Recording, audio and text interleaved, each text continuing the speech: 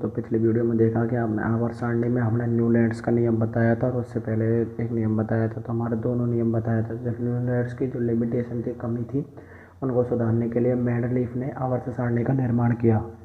जो हमारे मेंडलीफ है, उन्होंने आवर्त सारणी का निर्माण किया। तो उन्होंने क्या क्या सिखाया वो हम देखते हैं। तो चलो दोस्तों, अगर आप हमारे चैनल को सब्सक्राइब कर दीजिए तथा हमारे आने वाली बगल वाली घंटी को भी दबा दीजिए, जैसे हमारे आने वाली वीडियो की नोटिफिकेशन मिलती रहे। तो हम चलो शुरू करते हैं। तो मेंडलीफ कौन है? तो मेंडलीफ है Dmitri Ivanovich Mendeleev. Dmitri Ivanovich Mendeleev, ये इनका पूरा नाम है। मेंडलीफ का जो वे एक रूसी रसायनज्ञ थे, यानी वो एक रासायनिक वैज्ञानिक थे जिन्होंने सफलतापूर्वक तत्वों की व्यवस्था करने का प्रयास किया। यानी इन्होंने भी एक कोशिश की थी कि वो तत्वों को सफलतापूर्वक जमा सकें। मेंडलीफ ने अपनी ही सारणी को मौलिक अणु, मौलिक गुण, परमाणु, द्रव्यमान, साथ ही रासायनिक गुणों के समानता के आधार पर तत्व की व्यवस्था की। यानी जो मेंडलीफ ने जो नियम दिया, उसमें मौलिक गुण, परमाणु, द्रव्यमान और रासायनिक गुणों की समानता के आधार पर तत्व की व्यवस्था की है। कि मतलब उन्होंने जो व्यवस्थित किया उसमें मौलिक गुण भी होंगे, परमाणु द्रव्यमान भी होगा और उनके रासायनिक गुण भी होंगे तत्वों के। मेंडलीफ ने जब ये नियम दिया, यानी उन्होंने जब आवर्त सारणी को अपने आवर्त सारणी में तत्वों को व्यवस्थित किया, जब उस वक्त टोटल 63 तत्व ज्ञात थे। कितने थे? 63 तत्व। तो मेंडलीफ ने आवर्त सारणी में 8 ऊर्ध्वाधर स्तंभ किए और उन्होंने 8 यानी 1, जैसे 1, 2, 3, 4, 5, 6, 7 और 8, ये 8 इन्होंने स्तंभ खड़े किए ऊर्ध्वाधर। और उन्होंने 7 क्षैतिज पंक्तियों को आदियों के रूप में जाना। यानी जैसे ये क्षैतिज पंक्ति है ना, जैसे ये तो 8 खड़े करे और क्षैतिज पंक्ति में ऐसी 7 बनाई। ठीक है।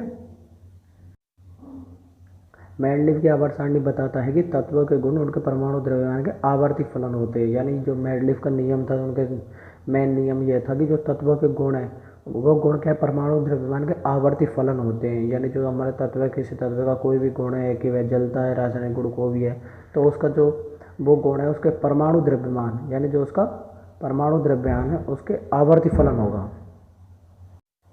मेंडलीफ ने अनुक्रम को उल्टे, जो मेंडलीफ है उसने अनुक्रम को उल्टे क्रम में व्यवस्थित किया ताकि समान गुणों वाले तत्वों को एक साथ समीकृत किया जा सके। यानी जो मेंडलीफ ने अनुक्रमण को उल्टे क्रम में व्यवस्थित किया, यानी उन्होंने उल्टे क्रम में व्यवस्थित किया ताकि समान गुणों वाले, मतलब जो उनके तत्वों के गुण समान हैं, यानी एक जैसे हैं, यानी जिन तत्वों के गुण एक जैसे हैं, एक जैसे, तो उनको एक साथ ही समूहकृत किया, मतलब उनको एक ही समूह में रखा।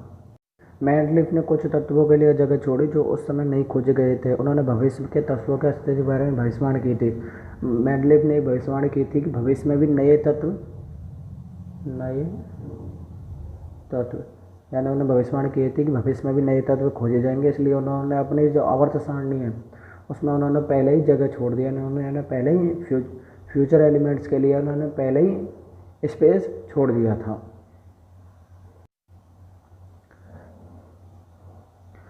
स्कैंडियम, गैलियम व germanium, scandium, gallium, germanium, scandium,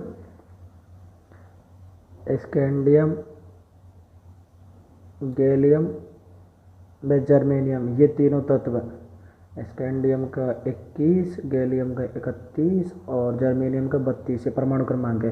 तो जो ये तत्व थे स्कैंडियम, गैलियम व जर्मेनियम, जो ये उस समय ज्ञात नहीं थे। जब मेंडलीफ ने अपनी आवर्त सारणी का प्रस्ताव रखा था तो उस समय ये तीनों तत्व ज्ञात नहीं थे। स्कैंडियम के लिए ई का बोरॉन, यानी बोरॉन के बाद पहला तत्व, बोरॉन के बाद पहला तत्व को स्कैंडियम के लिए ई का बोरॉन, जर्मेनियम के लिए गैलेलियम और ई का सिलिकॉन, यानी सिलिकॉन के बाद पहला तत्व के लिए ई का एल्यूमिनियम के बाद पहला तत्व। यानी उन्होंने जो नाम दिया था वो ऐसा दिया था कि स्कैंडियम के लिए ई का बोरॉन, यानी पहले ही स्पेस छोड़ दिया जिसमें ई का बोरॉन लिख दिया था। जर्मेनियम के लिए ई का सिलिकॉन और गैलीलियम के लिए ई का एल्यूमिनियम, ये नाम इन्होंने पहले ही दे दिया था इनको।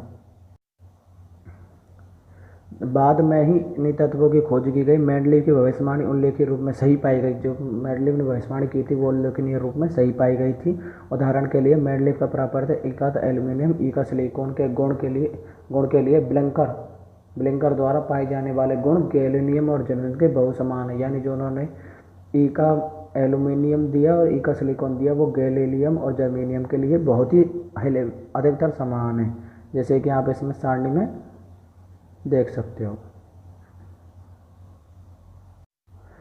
जो मेंडलीव ने जो सारणी दी थी वो सारणी ये रही, ये कंप्लीट सारणी है। आप इसको स्क्रीनशॉट ले सकते हो, लो स्क्रीनशॉट ले लेना।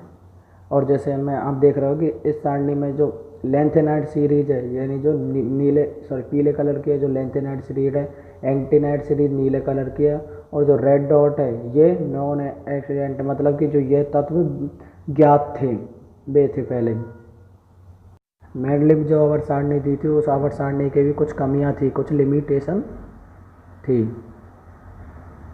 तो मेंडलीव ने जो सारणी दी थी उसमें पहले ये कमी थी कि जो मेंडलीव ने आवर्त सारणी की सबसे बड़ी सीमा जो नियम थी, जो उसमें आवर्त सारणी में जो हाइड्रोजन को कोई भी नियत स्थान नहीं दिया था। जो मेंडलीव ने जो सारणी दी थी उसमें हाइड्रोजन H इसको कोई भी नियमित यानी कोई एक स्थान नहीं दिया था। अगला है कि आइसोटोप की स्थिति। मेंडलीव को आवर्त सारणी में दिए जाने वाले काफ़ी समय बाद आइसोटोप की खोज की गई थी। यानी जो आइसोटोप खोजे गए थे, जो समस्थानिक और संभारिक खोजे गए थे, वो मेंडलीव के आवर्त सारणी के बाद खोजे गए थे। तो उनमें कुछ तत्वों के परमाणु समान होते हैं जिन्होंने तो आइसोटोप की परिभाषा, कुछ तत्वों के परमाणु समान होते हैं जिनमें रासायनिक गुण होते हैं लेकिन विभिन्न परमाणु द्रव्यमान होते हैं। मतलब कि कुछ तत्वों के रासायनिक गुण तो समान होते हैं लेकिन उनके जो परमाणु द्रव्यमान है वो भिन्न भिन्न होते हैं। यह आइसोटोप की परिभाषा है। उदाहरण के लिए हाइड्रोजन का प्लेटियम, ड्यूटेरियम और ट्रिटियम, यानी H, D और T, इनका जो परमाणु क्रमांक है वो तो 1-1 रहेगा, लेकिन जो इनका द्रव्यमान है वो 1, 2 और 3 रहता है।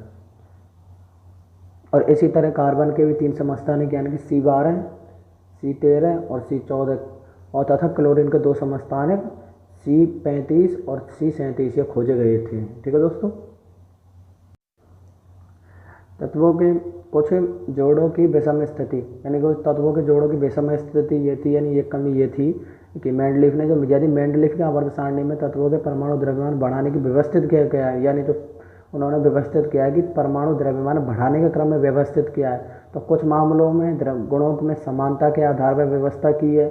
तो नतीजन कम द्रव्यमान परमाणु वाले तत्व से पहले उच्च परमाणु एक तत्व रखा गया है। यानी उन्होंने नियम तो ये दिया कि जो हम तत्व रखेंगे तो वो बढ़ते क्रम में रखेंगे, लेकिन क्या हुआ कि कुछ तत्व, यानी एक तत्व उन्होंने पहले ही अधिक द्रव्यमान वाला रख दिया, उसके बाद कम द्रव्यमान, फिर उसके बाद बढ़ा हुआ द्रव्यमान रखा, तो उन्होंने ये भी अपनी गलती कर दी। अगला है कि उदाहरण के लिए उच्च परमाणु द्रव्यमान 58.93 के साथ कोबाल्ट यानी CO को कम द्रव्यमान परमाणु वाले 58.71 के साथ निकल से पहले रखा गया। यानी निकल से पहले निकल का द्रव्यमान था 58.71, लेकिन कोबाल्ट का द्रव्यमान था 58.93, और नियम के अनुसार पहले निकल रखना चाहिए फिर कोबाल्ट, लेकिन उन्होंने पहले कोबाल्ट को रखा और फिर निकल को रखा, तो उन्होंने ये गलती होगी। और यह उच्च द्रव्यमान परमाणु 127.6 के साथ उन्होंने टेलुरियम को कम परमाणु द्रव्यमान 126.9 म्यू, ये निशान है म्यू है, ठीक है, ये द्रव्यमान का प्रतीक होता है, के साथ आयोडीन को I पहले रखा। यह मेंडलीव के आवधिक कानून के विपरीत था, यानी जो उन्होंने नियम दिया था उसके यह विपरीत था। मेंडलीव की जो अगली कमी ये थी कि उपसमूह के भीतर तत्वों में कोई समानता नहीं है, कि जो उपसमूह है उनके भीतर के तत्वों में कोई भी समानता नहीं थी। दूसरी यह थी कि समान तत्वों को अलग अलग समूह, जैसे तांबा और पारा दोनों के गुण समान थे लेकिन इनको अलग अलग रखा गया, जैसे कि कॉपर को तो फर्स्ट ब्लॉक में रखा गया, लेकिन जबकि Hg यानी पारा को सेकंड ब्लॉक में रखा गया, और जबकि इन दोनों के जो गुण थे वे समान थे। और नए तत्व की भविष्यवाणी में अनिश्चितता, यानी जो उन्होंने भविष्यवाणी की थी नए तत्व आएंगे, तो उनमें अब खुद कंफ्यूज देगी पूरे कौन कौन से तत्व आएंगे और कब कब आएंगे। दोस्तों अगर आपको हमारी वीडियो अच्छी लगी हो तो हमारे चैनल एक्सपर्ट एजुकेशन को सब्सक्राइब कीजिए तथा आने वाली बगल वाली घंटी को भी दबाइए, हमारे जैसे आने वाली वीडियो की आपको नोटिफिकेशन मिलती रहे। Thanks for watching.